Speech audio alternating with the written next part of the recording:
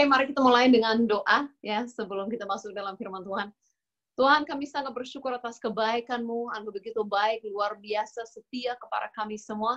Kami bersyukur kalau malam ini kami bisa kumpul dari Surabaya dan kami yang ada di luarnya, tapi sebagai satu keluarga, untuk kembali lagi mengingatkan Engkau, kebaikan-Mu, kasih-Mu, kuasa-Mu. Dan kami percaya Engkau akan berfirman kepada kami dan membuat kami lebih kuat lagi, lebih berdamai dan lebih punya dampak kepada orang lain. Setelah fellowship malam ini. Kami sangat bersyukur kepada-Mu Tuhan, dan di dalam nama-Mu yang ajaib, di dalam nama Yesus kami berdoa. Amin.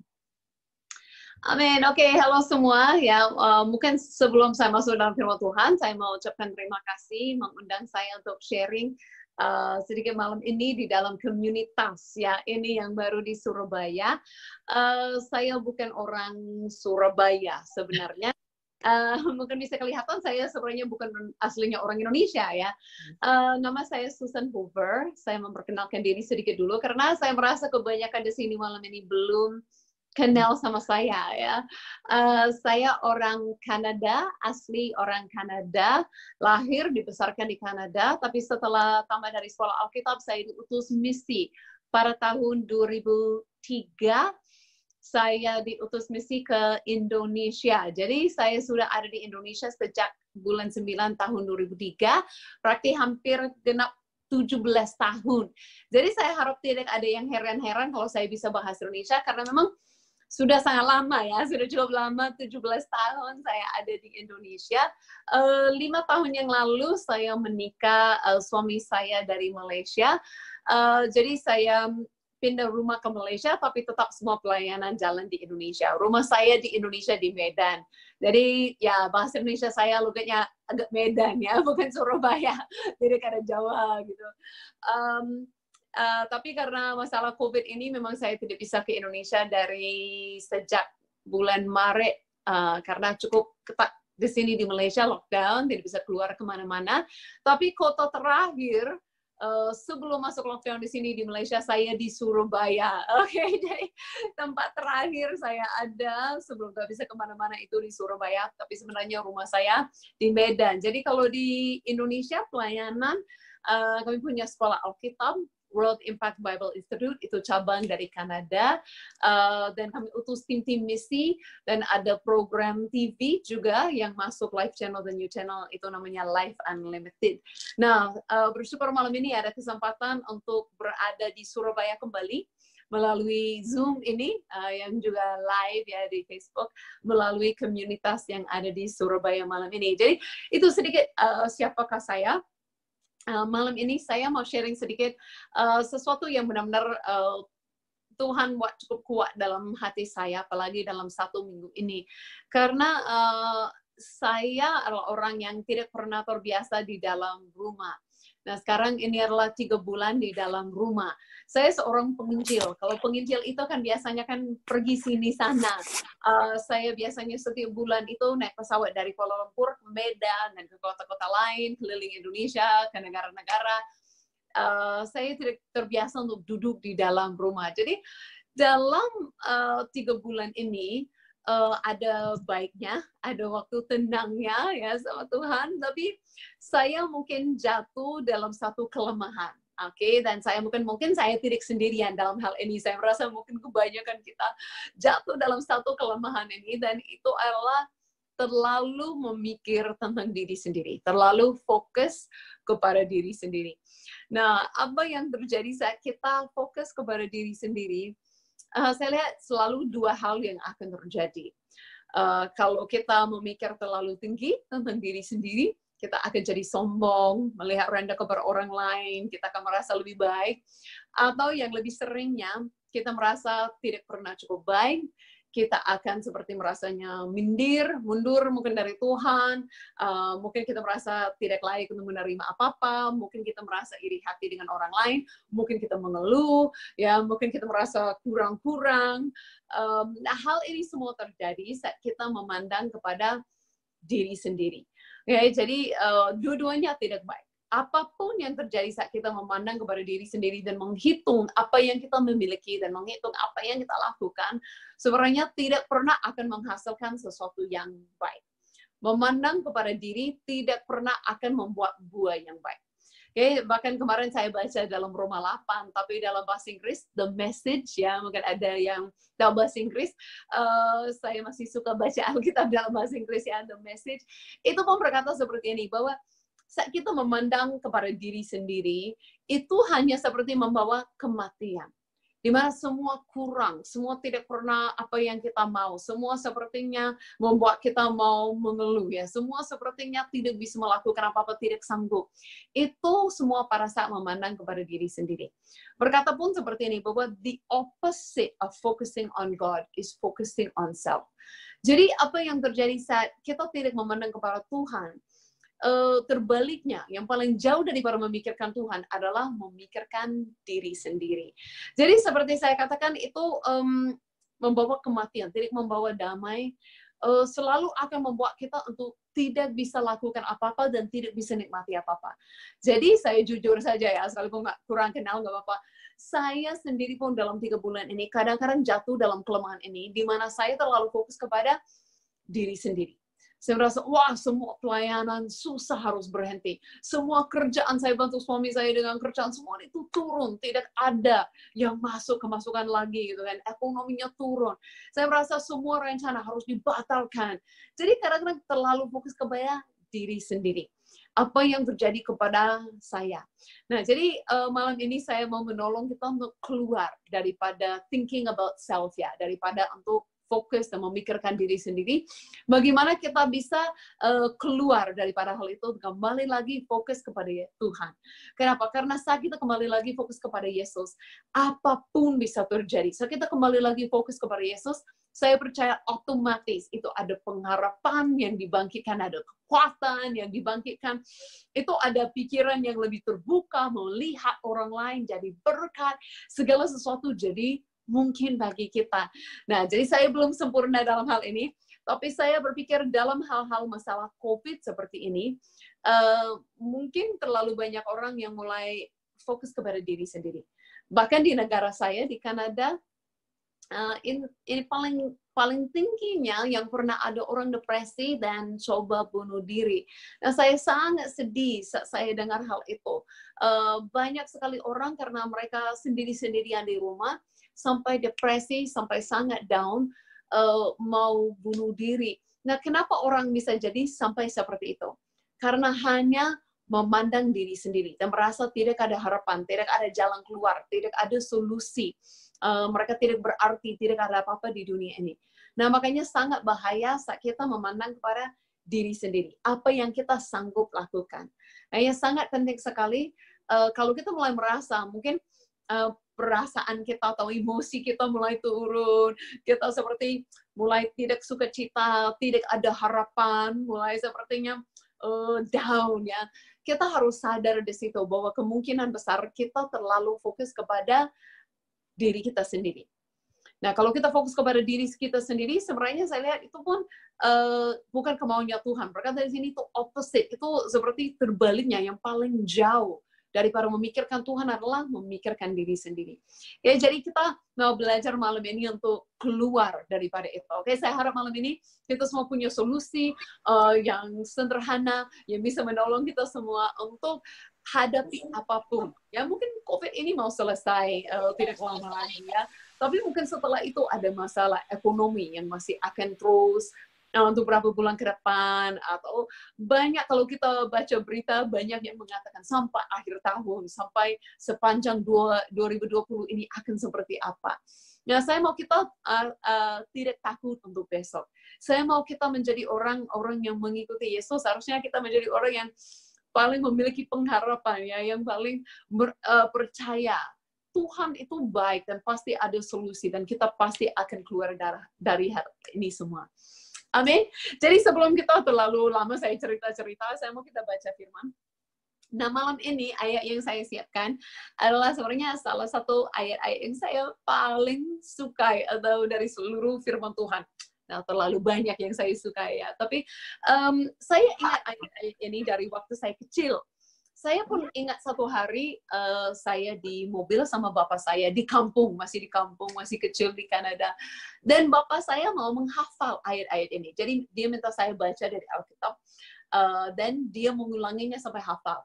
Jadi waktu masuk dalam musim COVID ini di rumah, saya memutuskan untuk menghafal beberapa ayat.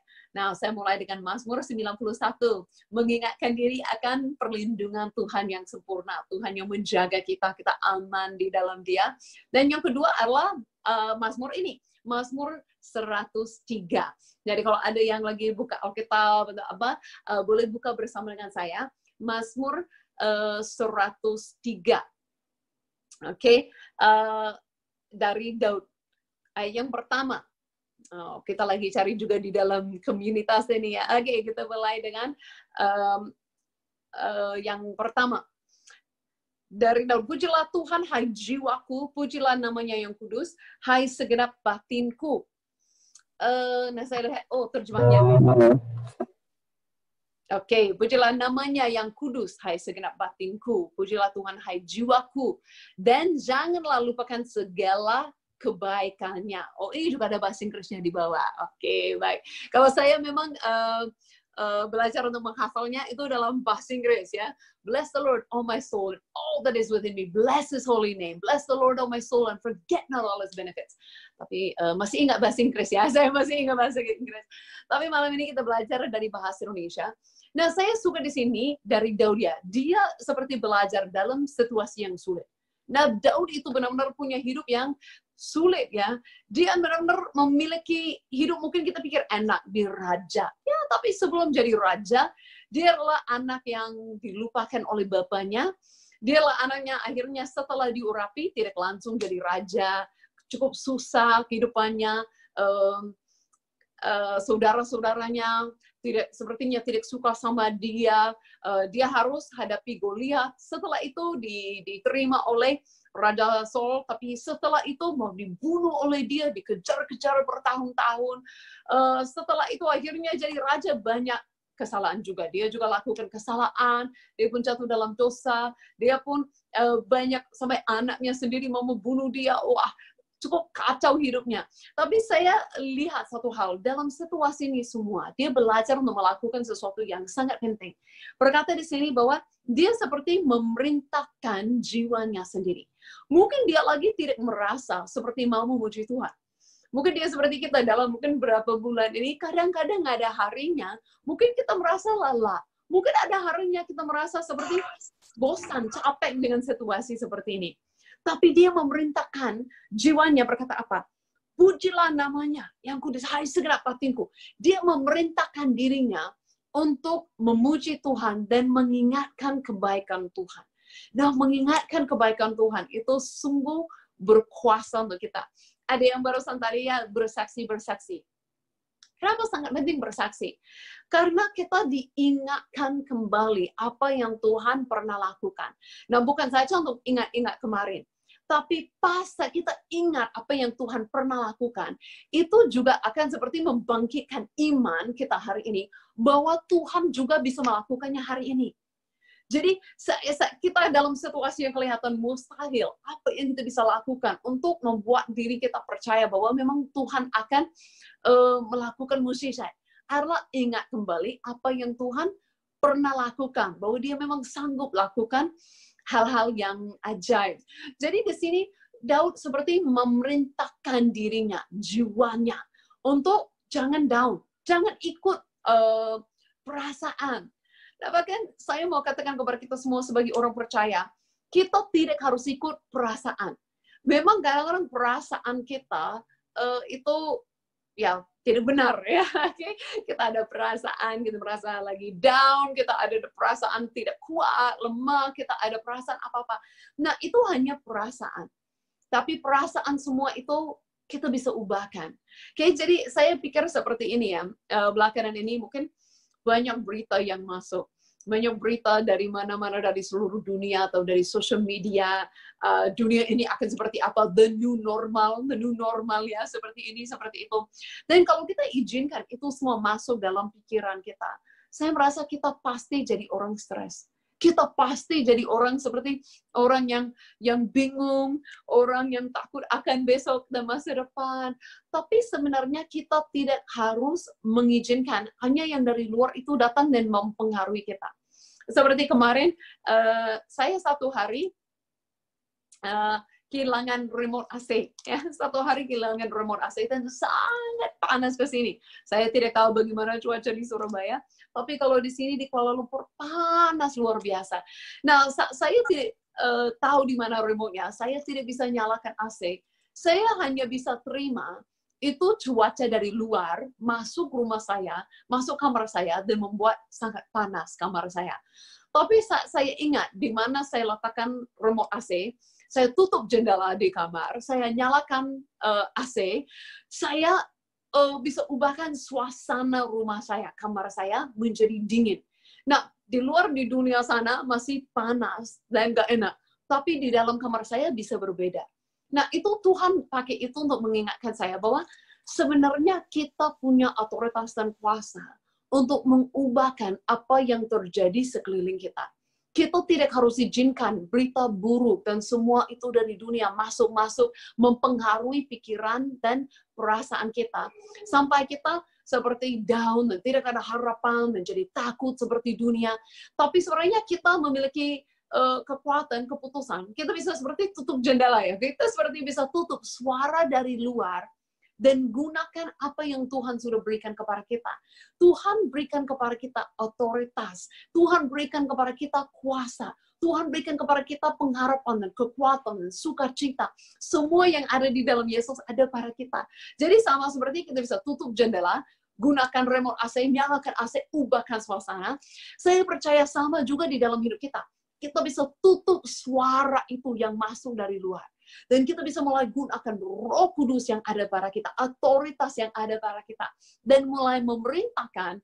Sebelum memerintahkan yang lain-lain berubah, kita mesti mulai dengan diri kita sendiri. Kita bisa mulai memerintahkan seperti Daud di sini. Terpujilah Tuhan. Terpujilah Tuhan, hai jiwaku, hai batinku. Kita bisa suruh untuk diri kita sendiri diubahkan. Mulai memuji Tuhan dan mengingatkan kebaikannya.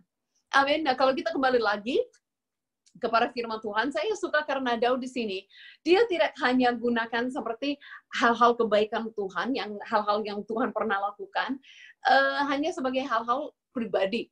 Ya, dia tidak cerita di sini, oh ingatlah kebaikan Tuhan. Pernah kalahkan Goliat, ingatkan kebaikan Tuhan, suruh diurapi oleh Nabi Samuel. Dia tidak gunakan hal-hal yang terlalu pribadi. Tapi saya suka karena ayat-ayat ini adalah ayat-ayat janji-janji Tuhan, perbuatan Tuhan yang baik untuk setiap orang percaya yang ada ya, untuk kita semua, siapapun kita di sini malam ini di dalam komunitas Zoom ini. Kalau kita kembali lagi kepada Mazmur 103, kita kembali lagi kepada ayat yang ketiga. Saya lihat hostnya di sini akan buka firman Tuhan untuk kita. Ayat yang ketiga.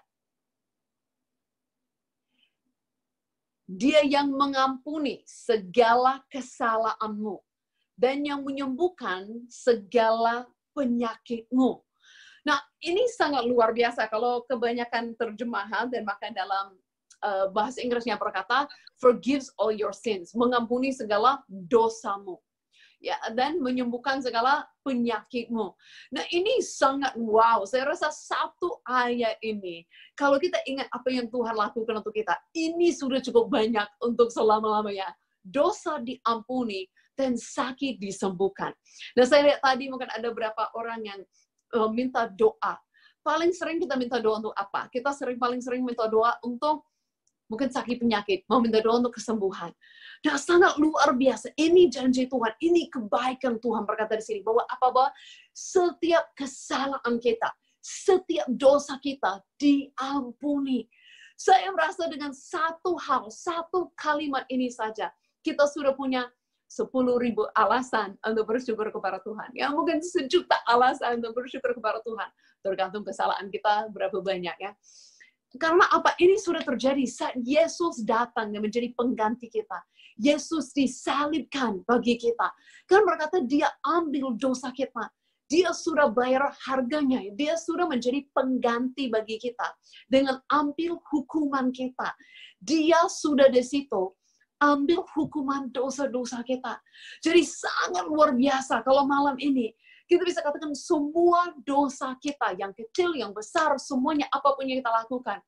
Waktu kita masih kecil, waktu kita remaja, waktu kita lebih dewasa, sampai yang semalam, yang kemarin.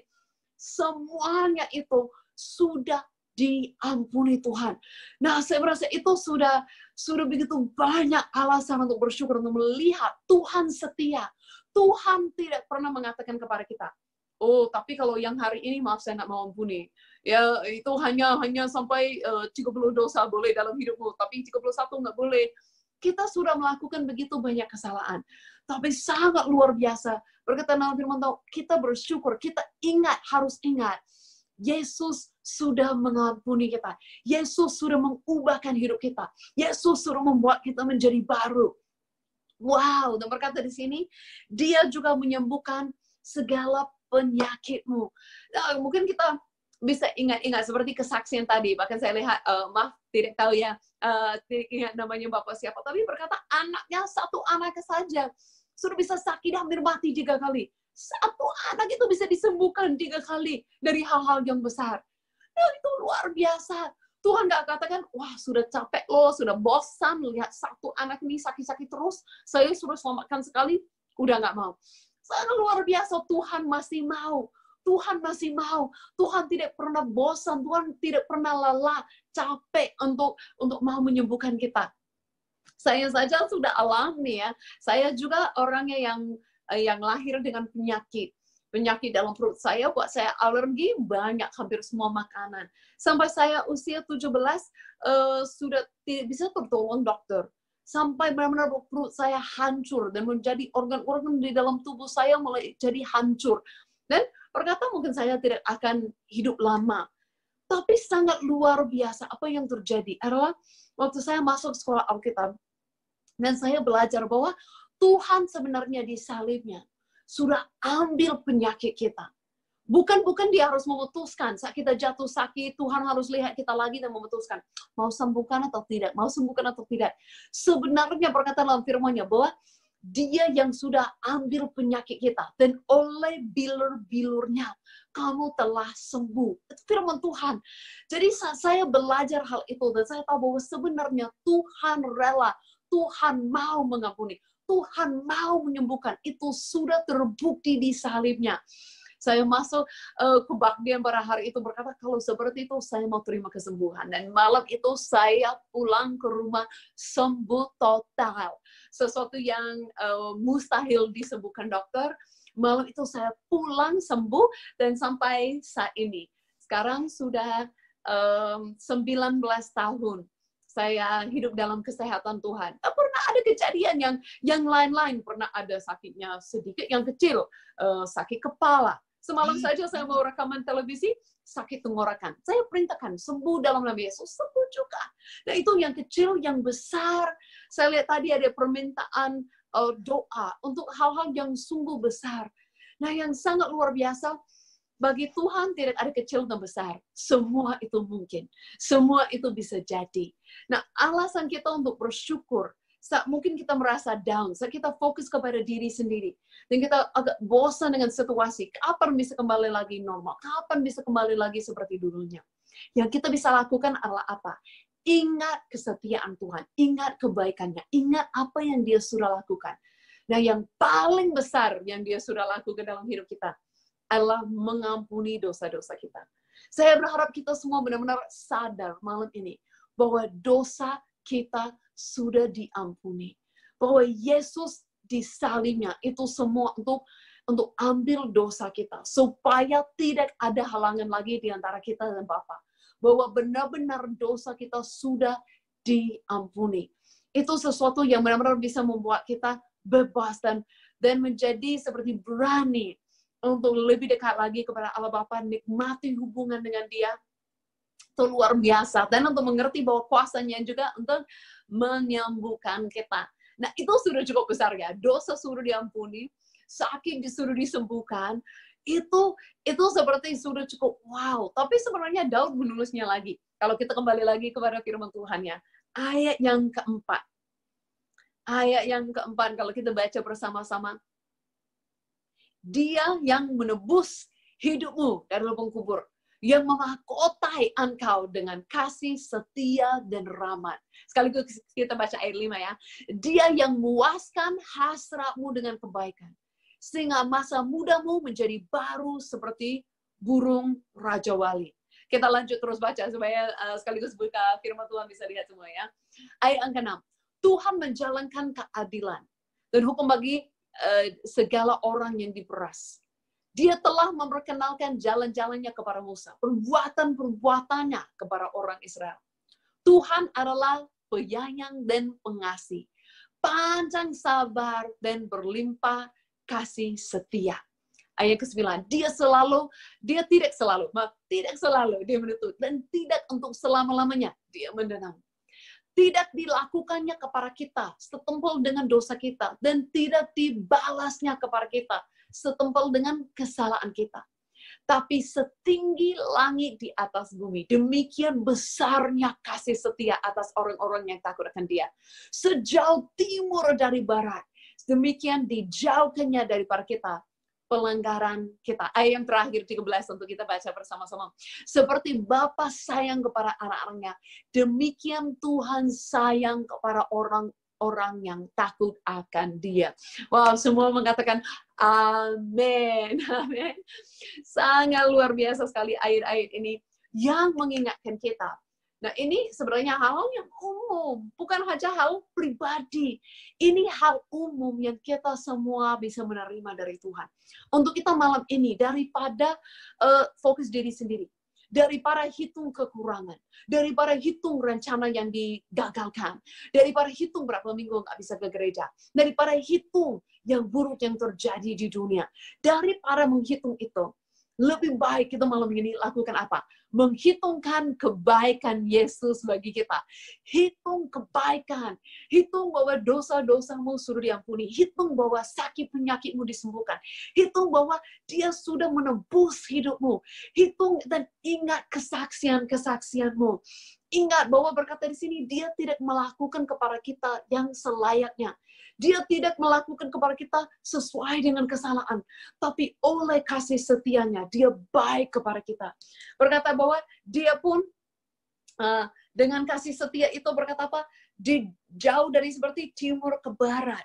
Dia membuat dosa dan pelanggaran kita.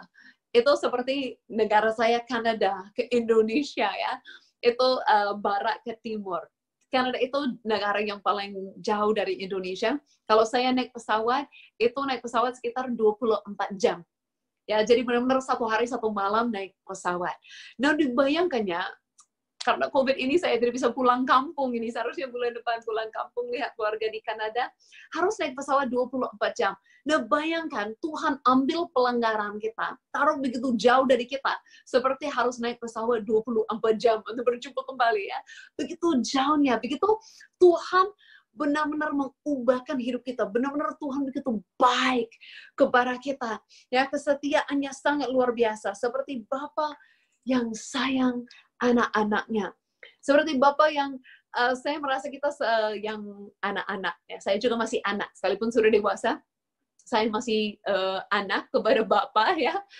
Saya anak yang keempat dari 5 anak. Saya perempuan yang paling kecil. Dan saya bisa pikirkan, waktu saya kecil, Bapak saya lakukan kebaikan. Sampai sebenarnya saya tidak bisa ingat lagi. Bapak saya memang manusia, tidak sempurna. Cukup banyak kesalahan juga. Tapi kebaikan Bapak saya tidak bisa hitung semua. Begitu baik. Sampai hitung semua. Saya sampai hari ini, yang usia seperti ini, Bapak saya pun masih lakukan kebaikan. Nah, kalau itu adalah orang di dunia yang tidak sempurna, apalagi Bapa kita yang di surga. Dia lebih baik lagi. Nah, itu adalah gambaran. Itu baru kemarin, hari Minggu banyak orang yang merayakannya Father's Day, ya, hari Bapa, hari Ayah. Nah, bisa pikir bagaimana di dunia ini berkata dalam firman Tuhan. Kalau kita yang di dunia ini, yang masih namanya jahat dibandingkan dengan Tuhan, kita lakukan kebaikan kepada anak-anak. Apalagi Allah Bapa yang di surga. Dia jauh lebih baik. Jadi, saya mau kita semua ingat, seperti mulai hitung kesaksianmu, mulai hitung, mulai ingat kembali kebaikan Tuhan. Berkata di sini kan, jangan mengabaikan, jangan lupakan kebaikan Tuhan. Jangan lupakan bahwa Yesus sudah mati bagimu. Saya merasa kita kalau kadang-kadang ikut perasaan, mungkin kita ikut perasaan berapa bulan ini, kita katakan, ya Tuhan baik, tetapi bisnis saya turun. Ya Tuhan baik, tapi mungkin seperti kesaksian tadi, ada keluarga saya kena COVID, ya. Tuhan baik, tetapi Susan ada hal-hal yang tidak baik. Ya, kepada saya juga. Dalam berapa bulan ini, berapa tahun ini pun saya pun mengalami cukup banyak masalah. Saya juga mengalami beberapa hal yang saya tidak tahu kenapa itu terjadi. Tapi saya bisa lihat nih bahwa di dalam itu semua, Tuhan itu masih ada. Dan Tuhan itu masih setia, dan Tuhan itu masih baik. Tuhan masih baik, dan buktinya Tuhan baik. Bukan karena situasi sempurna. No, no, no. Sebenarnya Tuhan tidak pernah berjanji, dunia ini semuanya akan sempurna. Situasi akan sempurna. Tuhan tidak pernah janjikan itu. Tapi yang Tuhan janjikan adalah Dia akan menyertai. Dia tidak pernah akan meninggalkan kita. Apapun yang kita lalui, apapun yang kita alami, Tuhan tidak pernah akan meninggalkan kita. Itu janjinya. Janjinya adalah mungkin dunia ini semakin jahat. Mungkin dunia ini semakin gelap. Mungkin dunia ini semakin banyak bermasalah. Mungkin virus yang semakin ada. Tapi Tuhan tetap menyertai. Tuhan berjanji tidak sedetik pun Dia akan meninggalkan kita. Kadang-kadang kita merasa jauh dari Tuhan. Kadang-kadang kita merasa Tuhan itu tidak ada. Itu hanya perasaan. Kebenaran firman Tuhan adalah Dia selalu bersama dengan kita. Dan bukti kebaikan Tuhan adalah salibnya. Bahkan berkata dalam salah satu pasal lagi, dan jadi favorit saya, lain daripada Mazmur 103, adalah 1 Yohanes 4. Nah, saya tidak akan baca ayatnya semua, tapi 1 Yohanes 4 ceritakan kasih. Dan berkata, inilah kasih itu. Bukan kita yang mengasihi Tuhan, tapi Tuhan yang mengasihi kita. Tuhan yang mengutus Yesus untuk mati bagi kita. Yesus menjadi pengganti bagi kita. Jadi saya mau katakan kepada setiap orang yang menonton saya malam ini, bahkan yang belum mungkin mengenal Yesus begitu dalam. Saya mau katakan ini, bahwa Yesus mengasihimu. Bukti terbesar yang ada bahwa Tuhan itu baik adalah Tuhan sudah mati bagimu. Tidak ada yang bisa mengatakan, belum yakin Tuhan mengasihi, atau belum merasakan kebaikan. Sepertinya Tuhan tidak begitu baik kepadaku. Saya mengalami masalah-masalah. No. Karena yang terpenting, yang terbesar, untuk kita bisa selamat, untuk kita bisa menerima hidup yang kekal, untuk kita bisa menerima rohnya di dalam hidup kita, harus ada yang sempurna, yang menjadi korban bagi kita, yang rela mati bagi kita. Dan itu yang Yesus sudah lakukan bagi kita. Yesus sudah mengampuni dosa kita. Yesus sudah disalibnya, ambil dosa, ambil kutuk, ambil sakit penyakit, ambil semua yang buruk daripada kita. Dan Dia yang bayar harganya, Dia yang dihukum untuk kita, Dia yang sampai mati untuk kita. Makanya saya suka di sini, Raja Daud itu, dia mulai dengan apa? Mengingatkan diri dengan yang terbesar dan yang umum untuk kita semua. Dan itu yang kita juga bisa melakukan. Kalau tidak bisa ingat kadang-kadang, mana Tuhan baik kepada diriku? Mulai dengan salibnya. Karena salibnya adalah bukti terbesar bahwa Dia mengasihi kita. Dia baik kepada kita. Bahwa Dia mau mengampuni. Dia mau menyembuhkan. Dia mau memberkati. Itu semua terbukti dalam salibnya. Amin. Jadi saya percaya kalau Daud bisa memberitakan dirinya, mengingatkan kebaikan Tuhan, dan mengalami waktu yang naik dan turun, dia mengalami waktu yang susah, tapi kembali lagi, dan naik lagi kembali dengan Tuhan. Saya percaya apapun yang terjadi di dunia hari ini, kita bisa melewati itu semua, karena Tuhan bersama dengan kita. Tapi kita mungkin bisa belajar, seperti saya masih perlu belajar, kadang-kadang menutupi suara yang lain, kadang-kadang matikan sosial media, kadang-kadang tidak usah baca semua berita dan percaya apa yang dikatakan. Tapi kembali lagi mengingatkan kebaikan Tuhan. Kembali lagi mengingatkan diri bahwa Tuhan itu setia. Dia yang mengampuni segala dosa kita, pelanggaran kita, kesalahan kita. Dia yang menyembuhkan sakit penyakit kita. Dia yang sudah menebus hidup kita. Dia yang sudah memindahkan kita dari kerajaan gelap masuk kerajaan yang terang. Dia yang sudah melakukan kebaikan begitu banyak. Sampai mau berikan kepada kita hasrat, kerinduan hati, supaya kita menjadi muda kembali. Dia pun mau kita memiliki sukacita. Tuhan benar-benar baik. Dan kita sudah dengar banyak kesaksian tadi. Jadi saya tidak akan terlalu lama malam ini. Saya rasa sudah cukup lama. Saya hanya mau berkata kepada kita, mari kita praktikkan hal ini. Mari kita kembali lagi saat merasa atau tidak merasa.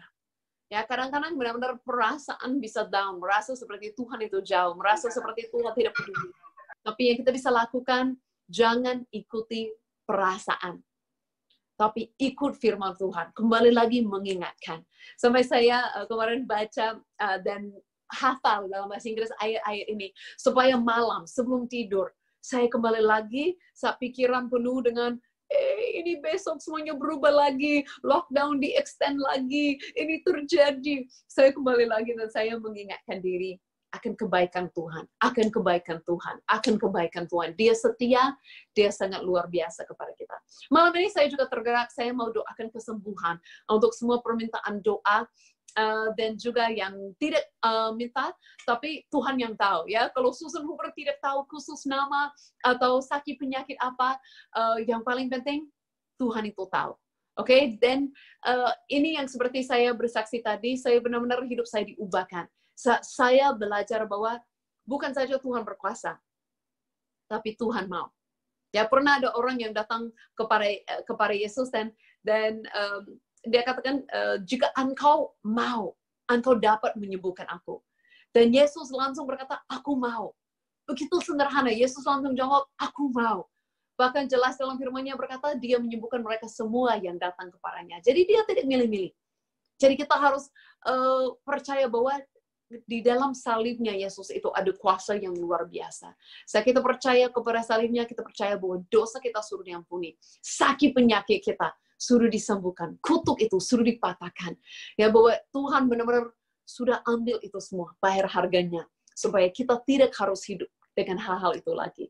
Jadi saya mau berdoa saat ini, bahkan kalau ada yang sakit yang ikut, mungkin itu live di Facebook ikut, mungkin ada dalam Zoom ini, call ini yang ikut, ada yang nonton nanti, boleh taruh tanganmu di bagian yang sakit. Memang tangan saya terbatas ya, saya digital ya. Bahkan kalau tidak digital, tidak dalam Zoom, saya langsung di Surabaya, tapi tangan manusia masih terbatas. Tapi tangan Tuhan tidak terbatas. Dan saya percaya, setiap orang percaya itu sebenarnya sudah punya otoritas, sudah bisa memerintahkan, sudah bisa mengubahkan situasi. Jadi kita mau lakukan itu saat ini, boleh taruh tangan di bagian yang sakit, atau boleh, mungkin kalau lagi mendoakan orang lain, boleh saja sebut namanya, ya boleh saja pikirkan mereka, sebut namanya, doakan mereka, dan kita sama-sama berdoa. Mungkin bisa Tuhan, Engkau berkuasa, dan berkata dalam firman bahwa Engkau menyembuhkan segala penyakitku. Jadi kami percaya Tuhan, Engkau adalah Tuhan yang tidak milih-milih orangnya. Engkau adalah Tuhan yang tidak milih-milih sakit penyakit, terlalu besar atau terlalu kecil. Tapi Engkau adalah Tuhan yang mau menyembuhkan kami. Bahkan Engkau di salibmu, berkata Tuhan, bahwa oleh biler-bilermu, bahwa kami sudah jadi sembuh. Jadi kami perintahkan saat ini dengan kuasa-Mu, kesembuhan terjadi di dalam nama Yesus. Kami perintahkan dengan otoritas-Mu bahwa sakit penyakit apapun, baik itu sakit penyakit yang namanya biasa dan kecil, sampai sakit penyakit yang tidak terkenal namanya, sampai dokter tidak tahu apa itu. Kami perintahkan bahwa sakit penyakit apapun, gangguan kesehatan, tidak boleh lagi di dalam tubuh mereka, tapi keluar di dalam nama Yesus. Keluar di dalam nama Yesus. Dan kami perintahkan pemulihan, kesembuhan, kesehatan dari kepala sampai kaki di dalam nama Yesus. Di dalam nama Yesus. Bahkan tadi ada doa khusus untuk anak kecil atau bayi yang namanya Evangelis Kimberly, kami doakan saat ini dengan masalah otak. Kami doakan kesembuhan, mukjizat apapun yang kurang diciptakan saat ini di dalam nama Yesus. Dan setiap permintaan yang lain yang masuk Tuhan, dan setiap orang yang ada di sini, kami perintahkan kesembuhan terjadi di dalam nama Yesus. Dan sekaligus Tuhan, saya juga mau berdoa untuk setiap orang yang mengikuti Zoom ini, setiap orang yang hadir di Facebook Live, dimanapun mereka berada. Tuhan, saya berdoa bagi mereka bahwa mereka tidak akan ikut kondisi, mereka tidak akan ikut apa yang orang lain katakan, atau perasaan. Mereka akan berhenti, berfokus kepada diri sendiri. Karena kami tidak mendapatkan apa-apa, kami tidak pernah cukup baik, kami tidak pernah akan cukup kuat, kami selalu akan gagal. Tapi kami memilih untuk fokus kepada-Mu, Yesus. Engkau yang baik, Engkau yang tidak pernah gagal, Engkau yang setia, Engkau yang berkuasa, Engkau yang sempurna, Engkau yang mengampuni, Engkau yang menyembuhkan, Engkau yang menebus, Engkau yang menolong, Engkau yang mengubahkan, Engkau yang sanggup melakukan semua. Jadi terima kasih Tuhan, saya berdoa untuk setiap orang yang ada di sini, saat mereka berfokus kepada Engkau. Saya bersyukur Tuhan bahwa saat ini juga kekuatan yang baru yang datang, kesegaran yang baru datang, ide yang kreatif yang baru datang, pertolongan-Mu datang, mukjizat itu datang saat ini juga Tuhan. Damai sejahtera datang, sukacita yang baru datang kepada mereka Tuhan, kepada setiap dari mereka. Engkau yang mengenal nama, Engkau yang memandang wajah mereka. Dan Engkau berikan kepada mereka segala sesuatu yang mereka perlukan melalui Roh-Mu yang ada pada mereka. Kami bersyukur Tuhan, malam ini kami ingat kebaikan-Mu. Kami tidak mau lupakan lagi. Kami mau lupakan diri sendiri. Kami tidak ada apa-apanya Tuhan, tapi Engkau segalanya. Kami kembali lagi ingat Yesus dan perbuatan-Mu, salib-Mu yang ajaib dan berkuasa bagi kami. Kami terima kuasa itu dimanapun kami berada. Di dalam nama Yesus. Dan semua yang bersama dengan saya mengatakan, Amin.